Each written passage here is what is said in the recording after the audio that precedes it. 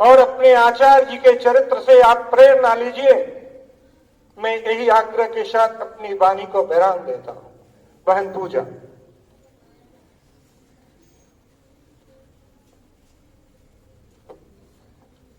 धन्यवाद आचार्य जी। दया धर्म का मूल पाप, मूल अभिमान, तुलसी दया न छोड़िए जब तक हटे ना प्राण। इसी के साथ मैं बहन अंजलि, मोनिका, तान्या आदि भैया बहनों को मंच पर आमंत्रित करती हूँ कि वे आएं और अपनी भजन भय प्रकट कृपाला का प्रस्तुति करें।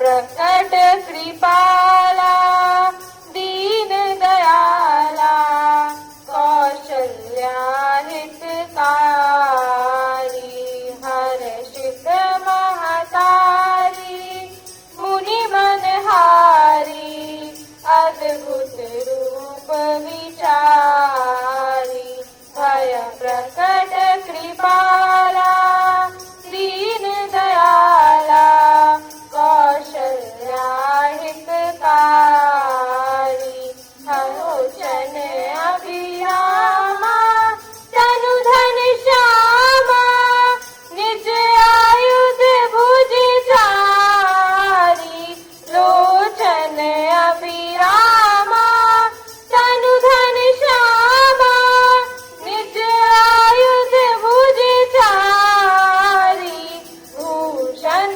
वनमाला नयन विशाला शोभा सिंधु खरारी भूषण वनमाला नयन विशाला शोभा सिंधु खरारी कह दुई कर जोरी आस्तुति तोरी तुहि विधु करहु अनंता कह दुई कर जोरी आस्तुति तोरी तुहि विधु करहु अनंता माया गुण ज्ञाना गीत अमाना वेद पुराण भनंता माया गुण ज्ञाना गीत अमाना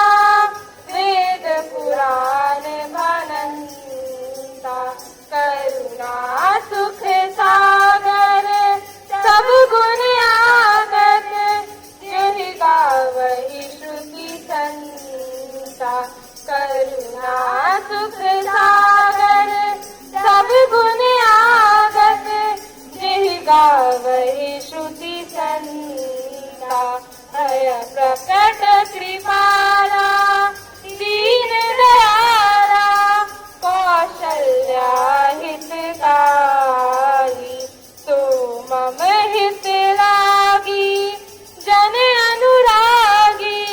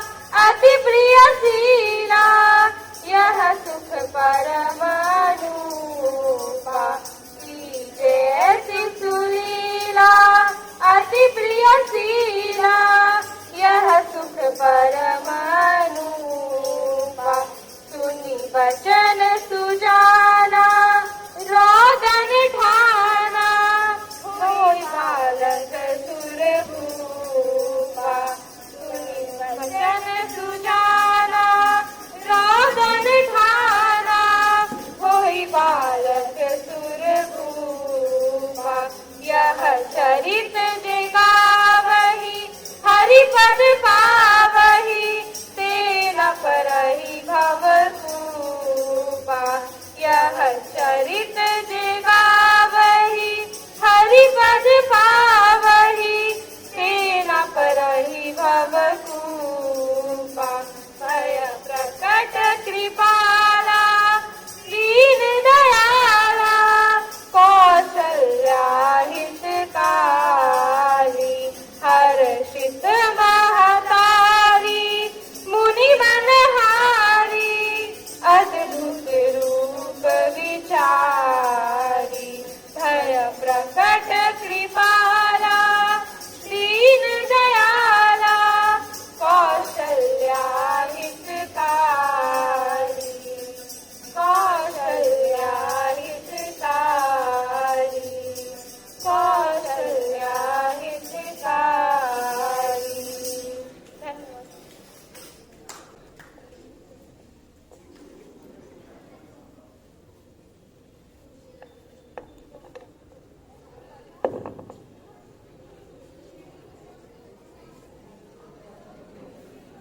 धन्यवाद बहने।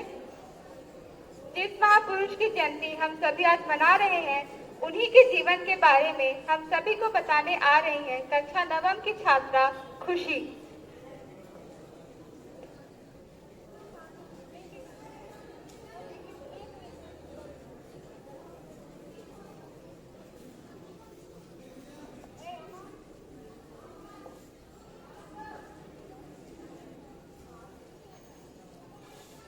एवं मेरे प्रिया भैया बहन, मेरा नाम खुशी कुमारी है। मैं कक्षा नवम की छात्रा हूँ। आज मैं आपके सामने तुलसीदास जी की एक जीवनी प्रस्तुत करने जा रही हूँ। भक्ति काल के शगुन काव्य धारा के विख्यात राम भक्त कवि तुलसीदास जी का जन्म उत्तर प्रदेश के बांदा जिले के राजापुर गांव में सन 1532 में हुआ था। उनके पिता का नाम आत्माराम दुबे तथा उनकी माता का नाम तुलसी देवी था। बचपन में ही उनके माता पिता की मृत्यु हो गई थी, जिसके कारण उनका जीवन अत्यंत दुखमयी एवं कष्टदायी व्यतीत हुआ। तुलसीदास जी के दीक्षा गुरु नरहरि दास जी थे, जिनसे उन्हें राम भक्ति की दीक्षा प्राप्त हुई। तुलसीदास जी का विवाह दीनबंधु पाठक की सुपुत्री रत्नावली से हुआ था। सन 1623 में तुलसीदास जी की मृत्यु काशी में हो गई थी।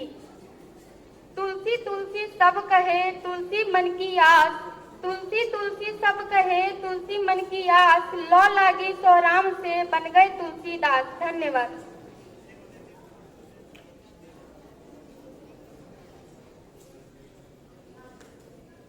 धन्यवाद बहन। अब मेरा आग्रह हमारे आचार्य पुरुषोत्तम पांडे जी से है कि वे मंच पर आए और मानव दर्शन करें।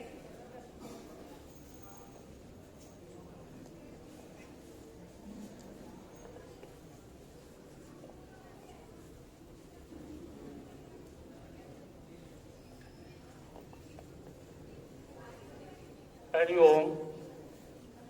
जय श्री राम, जय जय हनुमान, गौरी शंकर सीताराम, गौरी शंकर राधिका।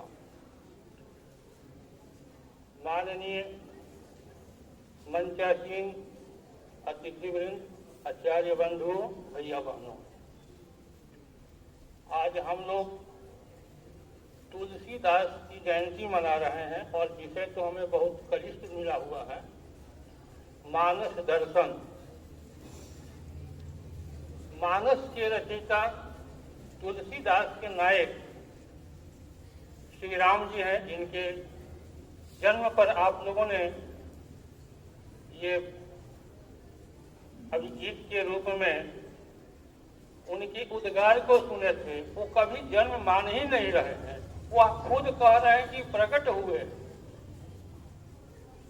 और आगे चलकर के विविध भांति उनकी प्रशंसा करते हुए कहते हैं कि यह रामायण हमने किसी कथा पर नहीं लिखा है, यह विविध पुराणों से हमने लिया है। विविध जो स्रोत है, ज्ञान है, उससे लेकर के हमने रामायण की रचना की। और कथा भी आती है कि रामायण एक ही समय कई जगह कही जा रही है। यहाँ तक कि राम खुद रामायण की कथा वशिष्ठ के द्वारा सुन रहे हैं। उसी समय वाल्मीकि भी अपने आश्रम में राम की कहानी सुना रहे हैं। तो यह ऐसी रहस्यमय चीजों का रहस्य का दर्शन हो जाए, यह बहुत कठिन चीज है, परंतु हम कुछ प्रयास कर रहे हैं कि श्री रामचंद्र जो उनके नायक हैं, उनके नायक पर कहीं कहीं हम लोगों को आक्षेप आती है और हम लोग कहते हैं कि तुलसीदास ने ऐसा कहा है। उस पर थोड़ा हम चिंतन मंथन करते हैं और उसे हम कुछ महसूस करते हैं, उस बात की हम चर्चा करने जा रहे हैं। पहली चर्चा आती है कि रामचंद्र इतने ज्ञानी थे, सोना का मृग नहीं होता, उनकी पत्नी भी लक्ष्मी है और सोने के मृग के भ्रम में कैसे पड़ गए? क्योंकि हम बात के उनके रहस्य को नहीं समझते, इसके कारण ये महसूस होती। घटना यह है कि लक्ष्मण जी लकड़ी काटने के लिए जंगल में गए हैं। उस समय रामचंद्र जी सीता जी से मंत्रणा कर योजना बना रहे हैं। वह कह रहे हैं कि सुनो हो प्रिया व्रत रुचिर सलीला, मैं कुछ कर भी ललित नर लीला, तुम पावक महु करहु निवासा, यही विधि निश्चर करहु नासा। यानी उनका एक बहाना है। सीता जी को तो उसी समय अग्नि में वास करा दिए, उनकी छाया उनके साथ है। उनका उद्देश्य जो था वह राक्षसों का, निशाचरों का नाश करना था, अपनी पत्नी को अपमानित कराना नहीं था। इसी प्रसंग को आगे बढ़ाकर हम लोग कहते हैं कि जब रावण पर विजय प्राप्त किए तो सीता को अग्नि परीक्षा लिए। वो अग्नि परीक्षा कहाँ लिए है? जो अग्नि में सीता वास की थी उस सीता को वापस लिए। तो हम रहस्य को नहीं समझते, जिसके कारण हम उनके नायक पर अंगुली उठा देते। उसी तरह से एक और प्रसंग आता है सुंदरकांड में। हम कहते हैं कि रामचंद्र जी ऐसे संयमी, जब समुद्र रास्ता नहीं दे रहा है तो धनुष बाण उठा करके कठोर शब्द का प्रयोग करते हुए समाज के नीचे वर्ग के लोगों का और महिलाओं को अपमानित किए। यथार्थ को हम लगता है नहीं समझ पाते हम लोग। इस चीज को रामभद्राचार्य जी स्पष्ट भी किए हैं और भी कुछ दृष्टांत लोग दिए हैं। तो हम रामभद्राचार्य के विचार को यहाँ पर से हम सहमत होते हुए हमको कुछ लगता है कि उनकी बात में सत्यता है। उनका कहना है कि इस चौपाई में शब्दों का हेरा फेरी हुआ है। उनका कहना है ये है कि शूद्र गवाह पशु नारी नहीं, ये क्षुद्र पशु नारी है। ये शूद्र शब्द जो है नहीं, ये क्षुद्र है, क्षुद्र पशु नारी है। क्षुद्र पशु वो होता है जो बिना मालिक का, माने कि वो आवारा जिसको हम लोग कहते हैं। और रारी है, रारी का मतलब जो रार करता है, झगड़ा झंझट करते रहता है, ऐसे लोग दंड के भागी होते हैं। वह न तो पशु को अपमानित किए हैं, न नारी को अपमानित किए हैं, न शूद्र को किए हैं, न महिला को किए, किसी को उन्होंने अपमानित नहीं किए हैं। उन्होंने यथार्थ को वहां पर दर्शाया।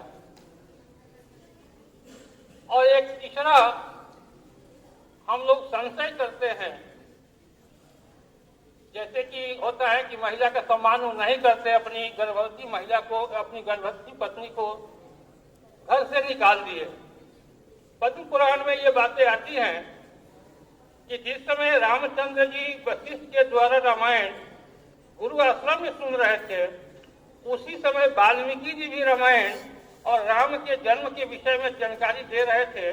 वहां पर एक सुगा, मादा सुगा जो है, वह कथा सुन रही थी और वह कथा सुन करके आई और जनकपुर में जनक जी के फुलवारी में वह कथा अपनी पत्नी को सुना रही थी। और सीता जी इस बात को सुन ली तो उसको उनको और जिज्ञासा हुआ कि हम राम के अवतार के बारे में और कुछ जानना चाहें, इसलिए उसने सुगनी को पकड़ लिए और पकड़कर कहे कि तुम मुझे कथा सुनाओ, हर सुविधा तुमको देते हैं, सोने के पिंजरे में तुमको रखते हैं। सोना के पिंजरे में रखी और दबाव देकर कहानी सुनने की प्रयास की। सुगनी उस समय गर्भवती थी। वह कहे कि नहीं, हमारे पति के पास जाना हमें बहुत जरूरी है, हमें आप छोड़ दीजिए। और ये छोड़ नहीं, इनका आग्रह होता था कि नहीं तुम रहो, तुम्हें हर सुविधा देंगे और तुम मुझे कथा सुना दो और तुम्हें हम छोड़ देंगे। लेकिन इसी क्रम में वो तड़पते हुए मरने की स्थिति में आ गई। तब तक उसका पति भी वहां आ गया और पति आया तो पति पत्नी दोनों ने उन्हें श्राप दे दी कि जिस पति ने श्राप दिया कि जिस तरह से आपने हमारी गर्भवती पत्नी को हमसे अलग किया है, एक समय ऐसा आएगा कि आप जब गर्भवती रहिएगा तो आपका पति खुद आपको घर से निकाल देगा और यह आपकी अधूरी जो कथा है और कथा सुनने की जो सौभाग्य है, यह जो है उसी स्थिति में सुनने को मिलेगी। और वह सूगा जो है वही जाकर अयोध्या में धोबी बना है और वही उनसे प्रतिशोध लिया है और वही शापित जीवन के कारण सीता को गृह त्याग करना पड़ा। तो इसी तरह से हम लोग मानस में बहुत सारे चीज हम अध्ययन करते हैं, बार बार अध्ययन करने के बाद और सत्संग यदि हम करते हैं तो वहां से क्या है बातों का स्पष्टीकरण मिल पाता है।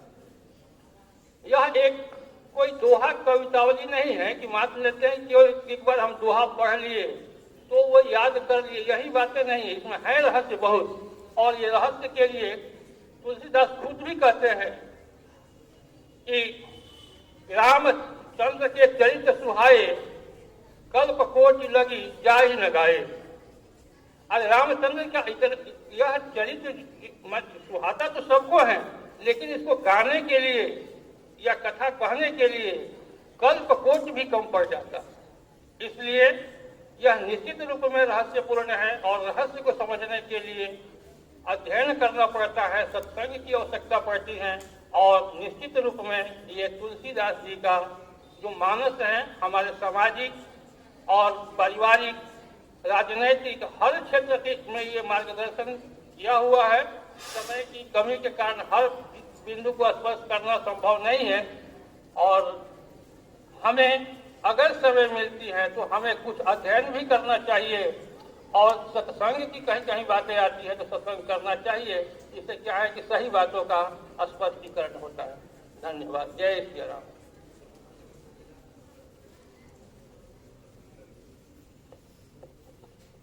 धन्यवाद आचार्य जी। अब मेरा आग्रह कक्षा अष्टम की बहन सोनल से है कि वे मंच पर आए और श्री रामचंद्र कृपालु भजन की प्रस्तुति करें।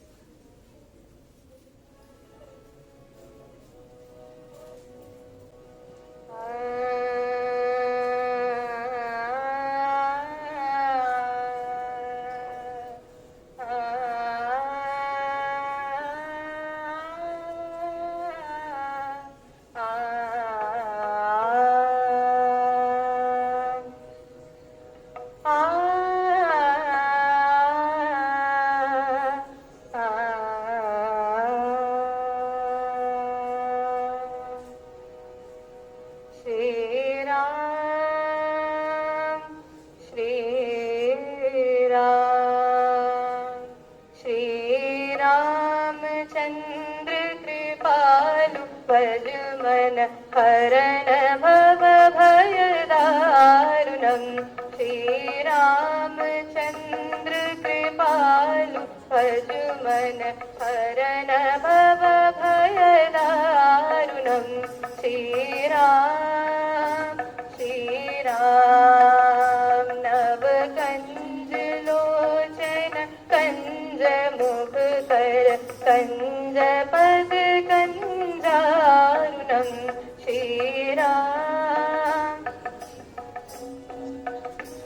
सिर मुकुट कुंडल तिलक चारुदार अंग विभूषणं श्रीरामचंद्र कृपालु भज मन हरण भव भयदारुणं श्रीराम श्रीराम कंदर्प अगणित अमित छवि नवनील नीरज सुंदरम पद पीत मानव तरित रुचि सुचि नौमि जनक सुतावरम श्रीरामचंद्र कृपालु भज मन हरण भव भयदारुणं श्रीराम श्रीराम भजु दीन बंधु दिनेश दानव दैत्य वंशन कंदनं रघुनंद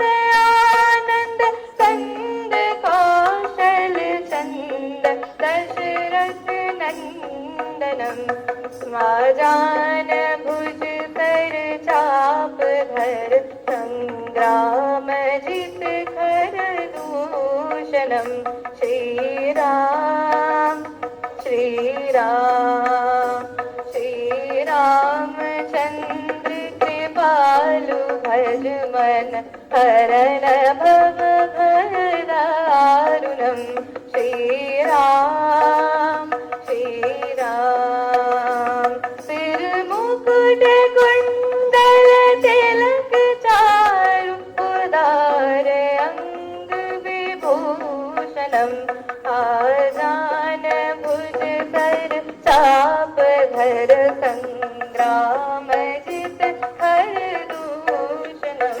श्रीरामचंद्र कृपालु भज मन हरण भव भयदारुणं श्रीराम श्रीराम श्रीरामचंद्र कृपालु भज मन हरण भव भयदारुणं श्रीराम श्रीराम इति वदति तुलसी दास शंकर शेष मुनि मन रंजनं रघुनंद आनंद कंद कौशल चंद दशरथ नंदनं श्रीरामचंद्र कृपालु भज मन हरण भव भयदारुणं श्रीरामचंद्र कृपालु भज मन हरण भव भयदारुणं हरण भव भयदारुणं हरण भव भयदारुणं। धन्यवाद।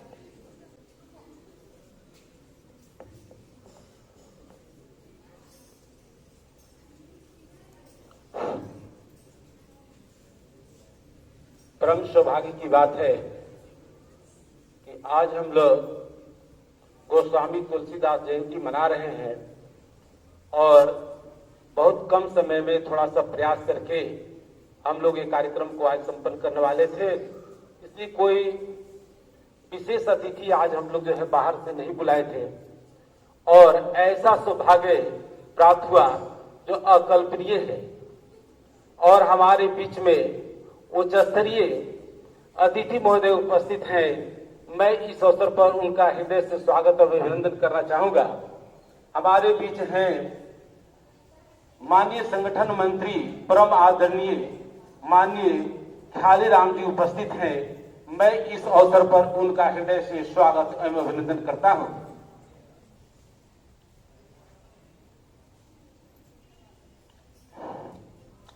और उनके बाएं तरफ शिक्षा विकास समिति झारखंड के माननीय प्रदेश सचिव श्री अजय कुमार तिवारी जी उपस्थित हैं। ये हम लोग के सौभाग्य की बात है। इस अवसर पर मैं उनका हृदय से स्वागत एवं अभिनंदन करता हूं। परम सौभाग्य की बात हमारे पास ये भी है, धनबाद विभाग के निरीक्षक परम आदरणीय माननीय अमरकांत जी यहाँ पर उपस्थित हैं। मैं उनका भी हृदय से स्वागत एवं अभिनंदन करता हूं कि आप ऐसे अवसर पर आए कि इस कार्यक्रम की गरिमा अप्रत्याशित रूप से ऊंचाई को प्राप्त कर ली और काफी हम लोग हृदय से काफी आह्लादित है और काफी खुशी महसूस कर रहे हैं कि ये सौभाग्य हम लोग को आपकी उपस्थिति से मिला हुआ है।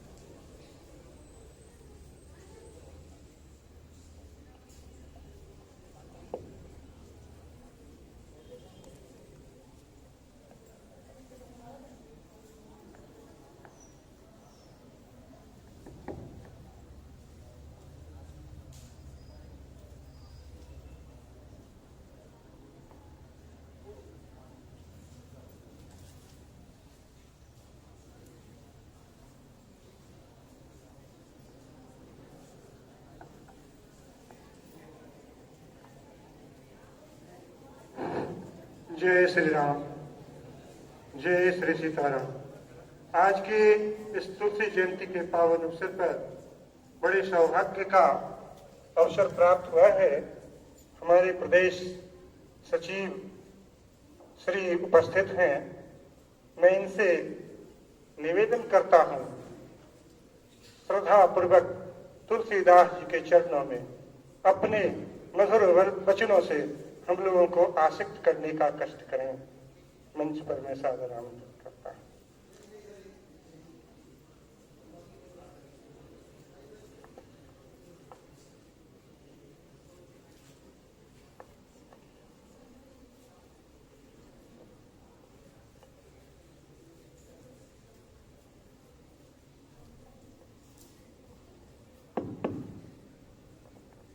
हरिओम।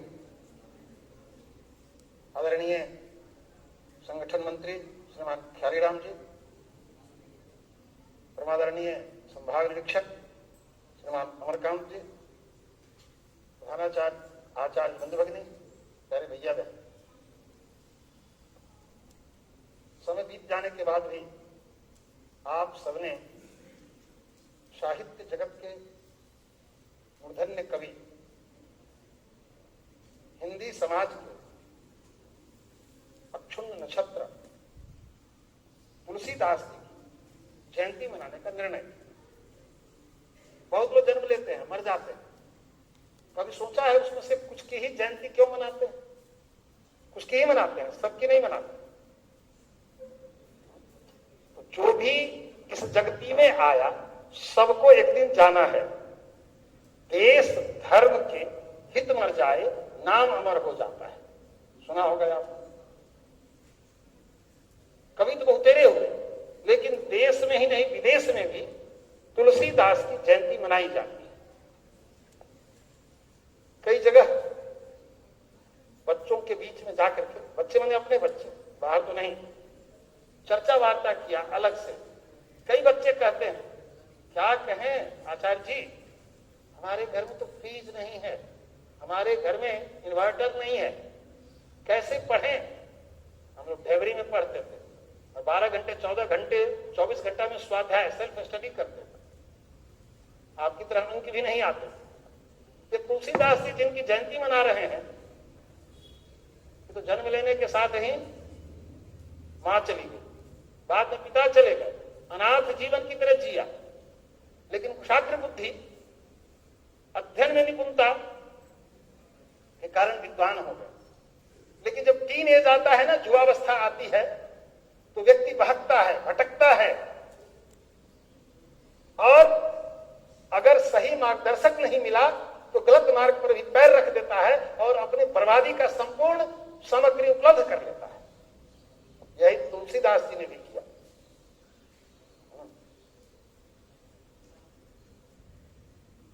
संजोग से इन्हें उचित गुरु मिल गए, गुरु के मार्गदर्शन में अच्छी पढ़ाई, फिर भी युवावस्था के मध्य में लोग पागल हो जाते हैं, वो इनके साथ भी हुआ। सभी के घरों में हमारी बेटियां IAS, IPS, DC जो बन जाए, आने वाले समय की मातृशक्ति है और गृह प्रबंधक है। इसी तरह से हमारे पुत्र के समान जो भैया बहन है, भैया है, आप आने वाले समय के गृहस्थ हो, इसी नहीं, आप मुख्य सचिव भारत सरकार के हो जाओ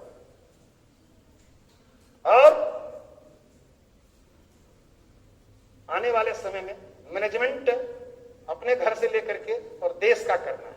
ये दो काम रजिस्टर्ड है।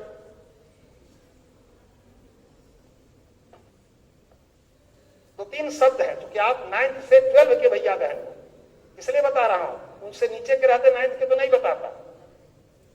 अनेक घरों में, आप भी घर में रहते हो, अड़ोस पड़ोस के घरों से भी नाता रिश्ता होता है। जब तुलसीदास जी बिल्कुल कामुक हो गए थे, इनका मन उद्विग्न होता था, एक दिन इनकी पत्नी ने कहा, यह हार मांस का शरीर है, इससे इतनी प्रीति करते हो, श्री राम से प्रीति करो, तेरा उद्धार हो जाएगा। राम मतलब केवल पूजा करने वाले राम नहीं, राम अर्थात राष्ट्र, राम अर्थात समाज, राम अर्थात युग पुरुष, मर्यादा पुरुषोत्तम राम। कौन कौन सी मर्यादा है ये ध्यान देना। हम राम माने पूछ लेते हैं केवल वही राम, सीता के पति राम, दशरथ के पुत्र राम। राम मतलब केवल वही राम नहीं है भैया बहन। और उसके बाद जो इनके जीवन में एक टर्निंग पॉइंट आया, फिर घूम के नहीं देखा। और ये उस समय, जिस समय मुस्लिम शासकों का अत्याचार था, धर्म परिवर्तन कराया जा रहा था, उस समय संस्कृत के ग्रंथ थे, लोगों को पढ़ने में कठिनाई होती थी, उर्दू के ग्रंथ थे। उस समय इन्होंने क्षेत्रीय भाषा में, जन जन की भाषा में रामचरितमानस की रचना की।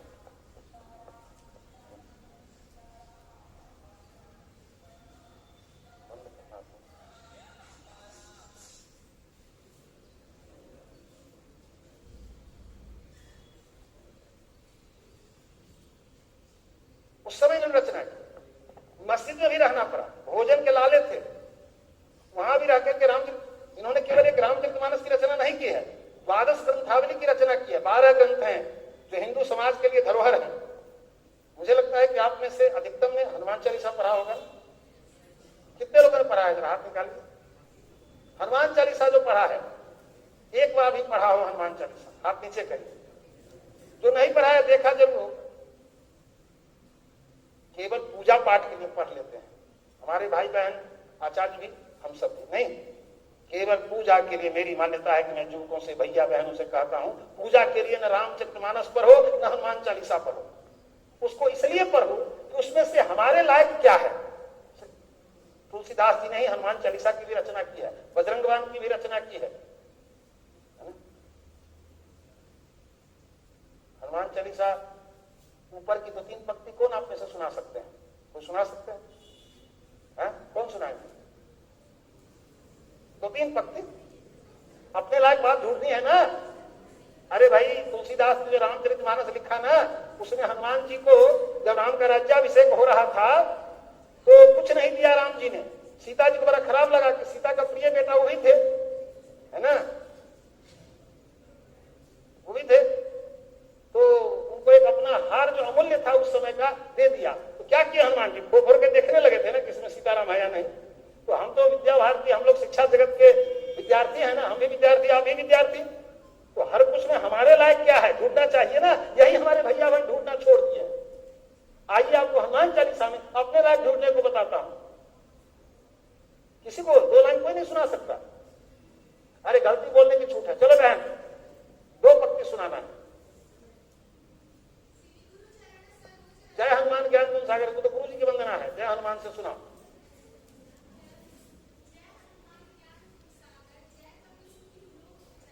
रुको, बैठ जाओ। इस 2 पंक्ति को किसने ठीक से पढ़ा और समझा? यही 2 पंक्ति। में से कौन है? भैया तुलसीदास जी की जयंती मना लिया, इससे क्या होगा? प्रणाम कर लिया, फूल चढ़ा दिया, दीप जला दिया, इससे तो कुछ होने वाला नहीं है। भैया जी आप बैठ जाइए, तो भैया हमसे बात कर लेंगे, भैया कर लेंगे ना बात। अर्थ नहीं पता तो मुझे ही बताना पड़ेगा। जो बच्चे आचार्य जी के सामने कुछ प्रश्न आचार्य जी पूछते हैं और नहीं बताते हैं तो आचार्य जी को बताना पड़ता है। जय हनुमान, अर्थात हनुमान जी की पूजा कर, जय हनुमान जी की जयकार करते हैं, इसलिए करते हैं, साउंड पढ़े होइएगा। उसका नियम है कि आप जितने जोर से आवाज है दूसरा से रिटर्न, तो जय हनुमान कहते तो कहेंगे जय, हमारी भी आपकी भी जय करेंगे ना, इसलिए जय बोलते हैं। चलिए ये स्वार्थ हो गया। लेकिन आगे क्या कहते हैं? जय हनुमान, क्या कहते भैया? हाँ रुकिए, ज्ञान, पहले शिक्षा प्राप्त करते हैं, शिक्षा की अगली कड़ी विद्या है, और विद्या जब हम विद्यावान होते हैं तब जाके हम ज्ञानी होते हैं। और कैसे ज्ञान, और ज्ञान जब प्रगाढ़ होता है हमारे अंदर में तब हम गुणी बनते हैं। और ज्ञान और गुण के जब सागर हो जाएंगे हम, तो संसार में कुछ प्राप्त करने को बचेगा क्या? और कोई ऐसी वस्तु संसार में बचेगी क्या जो हम नहीं प्राप्त कर सकते? आप में से बताओ, मैं तर्क करने की छूट देता हूं। भैया बहन विज्ञान पढ़ते हो, हम हिंदुत्व के वैज्ञानिक आधार पर बात करते हैं, हम सीधे नहीं कहने वाले हैं कि मान लो, नहीं मानो। हिंदुत्व के जितने नियम हैं सभी वैज्ञानिकता से युक्त हैं, जितने नियम है अलग से मुझसे बात कर सकते हो, सभी विज्ञान है। अब पढ़े तो बहुत लोग होंगे, सब लोग पढ़े होंगे, लेकिन जय हनुमान ज्ञान गुण सागर, सीधे ज्ञानी और गुणवान नहीं कह रहा है। क्या कहा जा रहा है? ज्ञान और गुण के, अरे सागर में जो लुटकी लेके, लुटकी पूछते हो, छुटका पूजा वूजा जो हम लोग करते हैं, तो लुटकी लेके जाओ तो एक लुटकी पानी भर के लाओगे, जो बाल्टीन लेके जाएगा उसमें, जो घड़ा लेके जाएगा उसमें हम पानी भरेगा। जब हम समुद्र हो गए तो जिसको जितनी आवश्यकता होगी, परिवार को, समाज को, राष्ट्र को, विश्व को, हम देंगे ना उसको। तो हमें क्या बनना चाहिए? किस चीज का? ज्ञान और गुण का। और ज्ञान मैंने कहा तीसरी पीढ़ी है, तीसरा आगे है। सबसे पहले शिक्षा प्राप्त करते हैं, यहीं लटक के भटक के रह जाते हैं। शिक्षा के बाद, शिक्षा जब हमारे यहां बलवती होगी, प्रगाढ़ होगी, तो हमें विद्या की प्राप्ति होगी। और विद्या जब प्राप्ति होगी तो सा विद्या या विमुक्त है, वही अगर विद्या प्राप्त हो गई तो हम सारे अंधकार से हम अलग हो जाएंगे, प्रकाशवान हो जाएंगे, प्रकाश में पहुंच जाएंगे। केवल विद्या प्राप्त हो गया तो, है ना। और विद्यावान हो गए तो उसकी अगली कड़ी क्या है? अभी बताया था ना, ज्ञानवान हम होंगे। और जब ज्ञान हमारे अंदर प्रगाढ़ होगा, सुना इधर से निकाल दिया नहीं, बहुत बातें हैं एक बार में। तो उसी कोई श्रुति विद्या का स्मरण होता है जिसका आयु 150 के ऊपर है। ज्ञान गुण सागर, जय कपीस त्यों। अगर ज्ञान और गुण के सागर हम हो गए तब इस दुनिया में जो फैला हुआ अंधकार है, अशिक्षा का अंधकार, अज्ञानता का अंधकार, गरीबी का अंधकार, रोजगार की समस्या, जितने प्रकार के अंधकार हैं, हम सबको भगा सकेंगे। जय कपीस तो लोग उजागर, हम सबका उजाला कर सकेंगे। ये कभी समझा? प्रत्येक पक्ति पर हो। आप सब में से अनेक के मन में कल्पना होगी कि हम मैनेजमेंट पढ़ेंगे, नहीं। आजकल मैनेजमेंट पढ़ करके सीईओ, मैनेजिंग डायरेक्टर, नहीं तो मैनेजर तो जरूर बन जाते हैं किसी कंपनी में। प्लेसमेंट हो जाता है, 7 लाख, 8 लाख, 10 लाख, 20 लाख, 80 लाख तक का पैकेज मिल जाता है, नहीं। हनुमान जी को जब श्री राम ने लंका भेजा था तो साथ में लंका जलाने के लिए कुछ सलाई उलाई, लाइटर, सब कुछ दे करके भेजा था क्या? बाद में, और कहा भी नहीं था कि लंका जलाना है। लेकिन क्या उस समय एसएमएस का जमाना था? विज्ञान इतना था कि व्हाट्सएप भेजा जाए? नहीं। क्यों भैया? तर्क का विषय है, इधर नहीं सोचा होगा, मैं उधर सोचने को मजबूर कर रहा होगा। लेकिन जब हनुमान जी सूक्ष्म रूप धारण करते, नैनो टेक्नोलॉजी पढ़े हो ना, विज्ञान में प्रयोग बनाने के लिए, मॉडल बनाने के लिए आया था नैनो टेक्नोलॉजी पर, आज से मात्र ये कोरोना से पहले फिजिक्स में नैनो टेक्नोलॉजी पढ़ते होगे ना, क्यों है ना उसमें नैनो। तो वो स्वरूप आने वाले समय में आपके हाथ में लैपटॉप होगा, ना पैमटॉप होगा, ना डेस्कटॉप होगा, आने वाले समय में नैनो टैक होगा। तो उसी सूक्ष्म बनना, तो वहां की राक्षसनी जो प्रिय है, विभीषण की पुत्री त्रिजटा, जिसको सीता के रखवाली में रखा गया था, तो क्या सुनाती है राक्षसियों से? सपने बानर लंका जारी, सुंदरकांड में है। और जात धान सेना सब मारी, खरे आरूढ़ नगर दस्तीसा, मुंडित सिर खंडित भुजबीसा। ये कौन सा एसएमएस था भाई उस जमाने में? ये विज्ञान नहीं है क्या? उसको कैसे पता हो गया ये सब होने वाला है? तो राक्षसी न संस्कृत के विद्वान थी, न ज्योतिष जानती थी, ये विज्ञान था। क्यों? और उसी के पास क्यों पहुंचा? सूचना हनुमान जी पास कुछ नहीं था, एक लंगोटा, बस कुछ नहीं शरीर में, केवल श्री राम ने अपनी मुद्रिका दी हुई थी। और जब हुआ कि जलाना है, कुछ नहीं है, न घी है, न तेल है, न कपड़ा है, ऐसा विधान किया कि वहीं सब कुछ उपलब्ध हो गया। ये मैनेजमेंट नहीं है क्या?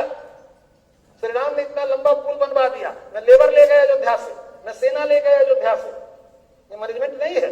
इतना लंबा पुल बन गया, न इंजीनियर ले गए अयोध्या से। थोड़े ही दूर पर कौशल राज उनका महारा था, मामा का गांव, वहां समृद्ध सम्राट था, किसी से सहायता नहीं किया, लेकिन सब कुछ हो गया। क्यों हो गया? जनजातियों का, वनवासियों का संग्रहित करते हुए उनको संस्कारित किया, उनसे मित्रता की। पढ़े लिखे लोग मित्रता में कृतज्ञता कर देते हैं, लेकिन जो सामान्य समाज है, हृदय से पवित्र है, कृतज्ञता नहीं करता है। अगर मित्रता कर लिया तो अंत तक निभाता है।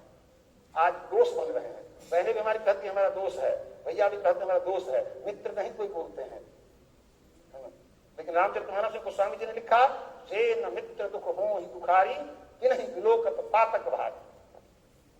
जो मित्र के दुख से दुखी नहीं हुआ, तो देखने से भी पाप लगता है। निज दुख गिरि सम रज कर जाना, मित्र दुख रज मेरु समाना। अपना दुख बालू के समान है, अगर मित्र दुखी हो गया, पर्वत के समान उसका दुख है। मित्र कैसा चाहिए? कुपंथ निवारी सुपंथ चलावा। रामचरितमानस में तुलसीदास ने लिखा है जी, मैं नहीं कह रहा। कुपंथ निवारी सुपंथ चलावा, अर्थात गलत रास्ते पर मित्र चला गया, उसको वहां से निवार करके अच्छे रास्ते पर चलावे। कुपंथ निवारी सुपंथ चलावा, गुण प्रकटय, गुण को उसमें प्रकट करे, गुण का समावेश करे। गुण प्रकटय अब गुण ही दुरावा, अब गुण को दूर कर। देत लेत मन संकर धरे। अगर मित्र को विपत्ति है, उसके पास इसका अभाव हो गया, भोजन पानी वस्त्र आदि का, अगर संपन्न मित्र है तो देने लेने में कोई शंका नहीं होना चाहिए। लेकिन आज कैसे मित्र प्राप्त हो रहे हैं? वृक्षे कार्यहंतारम प्रत्यक्षेप्यवादिनम वज्रेतादृशम मित्रम विस्कुंभम पयोमुखम। आगे कह मृत वचन बनाई, पीछे अनहित सम कुटिलाई। आगे तो आपके बड़ी चिकन जो कोई बात करेगा, पीछे आपका कितना अहित होगा इसकी बात करता है। पहचान भी बताया है तुलसीदास जी ने। और उनसे बताता हूं, मैं बहन एक भजन गा रही। कौन भजन था भैया? क्या फायदा उसको गाने से वहां है? एक कैथोलिक ईसाई हिंदी का विद्वान हुआ है, इसी रांची के सेंट जेवियर कॉलेज में प्रोफेसर थे। जानते हैं आप में से नाम? उसकी डिक्शनरियां भी हैं, हिंदी की डिक्शनरी, विदेश का है, इंग्लैंड से आया, कैथोलिक ईसाई है। डॉक्टर फाजिल कामिल बुलके, रांची के सेंट जेवियर कॉलेज में वो प्रोफेसर थे, हिंदी के हेड ऑफ डिपार्टमेंट थे। उससे पूछा कि शेक्सपियर और तुलसीदास में तुलना करो। कहा कि भैया इसमें तुलना नहीं हो सकता। कहा फिर भी बताओ दोनों में क्या अंतर है? उसने लिखा है अपने संस्मरण में, कहा कि तुलसीदास की तो ऐसे 12 मुख्य रचनाएं हैं, उसमें से रामचरितमानस का एक छंद, श्री रामचंद्र कृपाल भजुमन हरन भव भय दारुण नव कंज लोचन कंज मुख कर पद, क्या है भूल गए हम। हाँ बहन गा रही थी, लेकिन बहनों को याद नहीं है। कंदर्प अग्नि अमित शब्द नील नीरज सुंदरम पटपीत मान तर्क नौमी जनक सुतांबरम। हिंदी कितने कितने ने रखा हुआ है 10वीं 11वीं 12वीं में? हिंदी कितने का विषय है? कोई किसी का नहीं है। चलिए अब हिंदी के आचार्य से पूछना पड़ेगा, आप अलंकार पढ़ते होंगे, हिंदी में रस पढ़ते होंगे, हिंदी में छंद पढ़ते होंगे। एक साथ जितने रस रूप अलंकार छंद की चर्चा इस एक छंद में की गई है, संभव नहीं है, किसी शास्त्र में नहीं है। एक इसको उसने शेक्सपियर के सभी ग्रंथों पर भारी माना है, हिंदू नहीं माना है, कोई संत नहीं माने हैं, एक कैथोलिक ईसाई। उसे पूछा आप राम भक्त हो, कहा नहीं मैं तुलसी भक्त हो गया हूं। तो भैया जयंती मनाते हैं, आते हैं, प्रणाम करते हैं, एक कर्मकांड हो गया है, खाना पूर्ति होती है, नहीं करना, मत मनाओ। इससे बढ़िया कि कक्षा सा बैठ करके हमारे आचार्य जी स्वयं कुछ लेकर के आपको तुलसीदास जी के हम क्या सीखने लायक हमारा है, उनके जीवन चरित्र से क्या सीखें, उनके ग्रंथ में हमारे लिए अनुकरणीय क्या है, हम किसकी चर्चा करें। अगर ये थोड़ा भी उसमें से गुण हमने ले लिया, अपने जीवन को उतार करके जीवन को सुधार लिया, हम विद्यावान हो गए, हम गुणवान हो गए, हम गुण के सागर हो गए। सागर होने का मतलब है इसमें से जिसको जितना चाहिए ले ले, तब तो जयंती मनाने का अवसर सुअवसर है, नहीं तो यह कुअवसर है। इतना समय बर्बाद करना है, नष्ट करना है। यहां तो समय समाप्त है, आप घर पर जाओ। अगर आपको लगता है और जानकारी भी चाहिए, गूगल बाबा के संपर्क में मैक्सिमम इस उम्र के भैया बहन रहते हैं, सर्च करो कोई तुलसीदास, जरा सर्च करो तुलसीदास के ग्रंथों का नाम। मैं यही टास्क देता हूं, 12 होता है, उनकी 12 ग्रंथावली है। आप 12 ग्रंथावली का नाम लिख कर लाइएगा और अपने अपने कक्षा चाची को बताइएगा, सर्च करके। वैसे घर में अगर कोई बुजुर्ग होंगे, हो सकता है कि बता दें, कहीं से भी खोजना, ढूंढना, पूछना। हम सरस्वती के दरबार के भिखारी हैं, अड़ोस पड़ोस जहां कहीं विद्वान मिले, गूगल मिले, जहां से मिले, सर्च करके ढूंढना, अपने ज्ञान को पुष्ट करना। ठीक है, तो तुलसीदास जी की जयंती पर तुलसीदास जी के चरणों में नमन करते हुए हमारे सभी भैया बहन तुलसीदास के राम की तरह तेजस्वी, ओजस्वी और मर्यादा पुरुषोत्तम बने। हमारी बेटियां प्रतिदिन वंदना करती है ना, सीता सावित्री दुर्गा मां फिर घर घर भर दे, तो किसी को उसमें से आदर्श बना लो, है ना। केवल वंदना में रट लेने से नहीं होगा, लव कुश ध्रुव प्रहलाद बने हम। आइए तुलसीदास के राम और सीता की तरह चरित्रवान, व्यक्तिवान, मर्यादा पुरुषोत्तम बने, तब जाकर के। हाँ, बात बाद में कर लीजिएगा। एक बार एक प्रसंग सुना के मैं समाप्त करता हूं। वनवास के समय राम सीता बैठे थे, सबके घर में माता पिता भी चर्चा करते होंगे। कहा आपके चरण सुंदर है, उसने कहा नहीं आपके चरण सुंदर है। लक्ष्मण आ गया, कहा लक्ष्मण पंचायती करो, पंचायत करो, कौन सुंदर है। कहा कि ना आपके चरण सुंदर, नहीं इनके चरण सुंदर। आपके चरणों की सुंदरता के कारण लोग आपकी पूजा नहीं करते हैं, लोग आपको नहीं मानते हैं। आपके आचरण सुंदर है, इसलिए लोग आपकी पूजा करते हैं। तो आइए तुलसी के राम और सीता की तरह अपना आचरण ठीक करते हुए, पवित्र करते हुए, स्वाध्याय को गति प्रदान करते हुए हम भी मर्यादा की रक्षा करें, विद्यावान बने, गुणवान बने और उसके समुद्र बने, कि हम भी परिवार, समाज और राष्ट्र को उन्नत बना सकें। हमारे कारण हम पर, हमसे संबंधित लोग गर्व कर सकें। बस आप सबका बहुत बहुत धन्यवाद। आप सबका मंगल हो, आपको आशीर्वाद।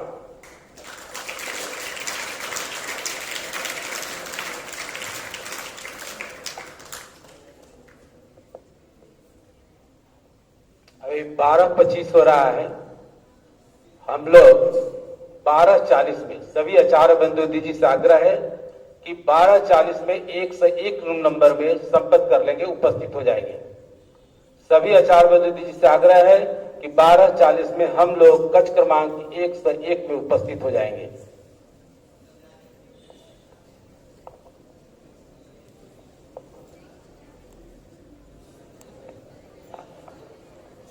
अब अमृतत्व एवं धन्यवाद ज्ञापन के लिए मैं हमारे आचार्य श्री अरविंद कुमार मिश्र जी को मंच पर आमंत्रित करती हूँ।